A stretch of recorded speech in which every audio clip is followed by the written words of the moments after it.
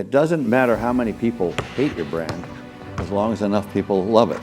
And as long as you have that, you can't be afraid of offending people. You can't try and go down the middle of the road. You have to take a stand on something, which is ultimately, I think, why the Kaepernick ad worked. There's many of us in the room today who I feel are struggling to maybe tie our true passions to a viable business or career. What would you say to people like us? Well, I think, that one thing that is left out is that you got to have a niche. You got to have a reason to succeed. My reason was that, Japan could make shoes economically. And the rest of it, fit right in home base for me. So, and I do think if you're going to be an entrepreneur, it has to be something that you really love, because there will be a lot of dark days. And as I say, we never hesitated in those dark days. So I was fortunate enough to find what I thought was a niche to go with my passion. And that's what you need to bring those two things together. But when you do, you're very, very fortunate and take advantage of it. More than a majority of people who set out to start a business fail. As you know, Right. the statistics are high. And then some numbers succeed, but they remain small businesses. And fewer still become enterprises of significance. But literally 1 in maybe 50 million that get started turn out to be Nike. What is the secret? What is the secret that made this one of the greatest brands ever to exist? Well, first of all, you're right that the odds of success are not high. When I graduated from business school, the stats were that 26 out of every 27 new businesses fail, and I think the odds might be worse now. There's two elements, obviously, to what happened. Is I think it shows quite clearly in the book. It's a whole lot of hard work and some good luck. So this incredible team is Right. at the core of this adventure that you're going to be on. But let me interrupt to say, I don't know if they were geniuses or near geniuses, but they had all the emotional baggage of genius. What did that end up creating for you, that emotional baggage? Well, it became a very odd environment, but it was one that basically the five of us thrived in. And because we were kind of misfits in a lot of ways, but we bonded together, and maybe because of that. What was that glue? Was it the passion for running? Was it a certain It was certainly approach was to life? the belief in the product and the belief of where the company could go, but more than anything, it was a belief in each other.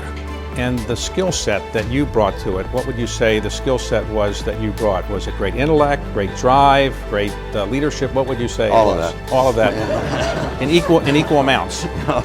If there's one thing, it's been I've been pretty good at evaluating people, and that was one of the things that I wanted to get through, and I hope did come through in the book, was how valuable those early partners were, my fellow employees, my teammates.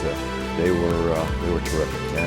Is a critical ingredient to long-term entrepreneurial success. Do you still feel that way? Belief. Belief. You got to have belief. You have to have belief. So if you were talking to, and I'm sure you do on a regular basis, talk to young aspiring entrepreneurs, you say, look, there's 2 or 3 things, 4 things that are absolutely critical to understand if you want to succeed. What would they be? Well, I just basically limit it to 2. The most important thing is there's 2 sides. It's really sort of the intellectual or mental side. You have to pick a business that has a niche. You have to have a reason to succeed. You have to be something like we were doing, say, Japan can beat Germany in manufacturing of this type of a product. That was the niche, really. And then on that, you just have to have a total and complete passion, because there's going to be so many dark moments. I think the dark moments are true for any entrepreneur, any startup company. I'm sure that you talk to Steve Jobs and Apple, you'd see many, many dark moments. Ours happen to last a little longer than most of them, but you really emotionally have to be prepared for those dark moments. Now, 2 years in, many of your classmates have gone down more traditional career paths. You're back in Oregon.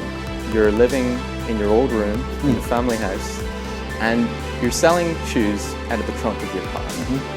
Did you ever have doubts in those moments, and what was it that kept you going? Well, obviously there were a lot of doubts. I enjoyed what I was doing, and I really thought that I was bringing a product to the world that was better than the other product, and And so I believed, and if you read the book, it wasn't too long before I had a bunch of other people that believed as well.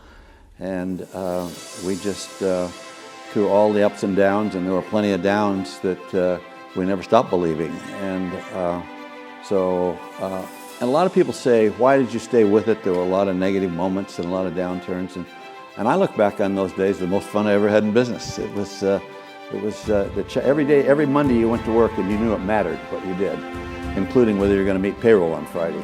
But it was an exciting time, and Frank Schallenberger had done a wonderful job of preparing us for, being an entrepreneur. Bob Davis, a marketing professor, said, if you're going to be an entrepreneur, he said, every day's a crisis and every Friday's a Jesus crisis. In your mind, are entrepreneurs born, or can they be made? I think a little of both. That I know that for me personally, when I took the entrepreneurship class, the professor said the first day, he says, we have conferences here for all types of business people. He says, we have middle management for big companies, and we have entrepreneurs. He says, the big companies, the middle managers, when they go break for lunch, they all go off together and talk and socialize and talk about their business. Entrepreneurs go to lunch, they all go off by themselves. That's me.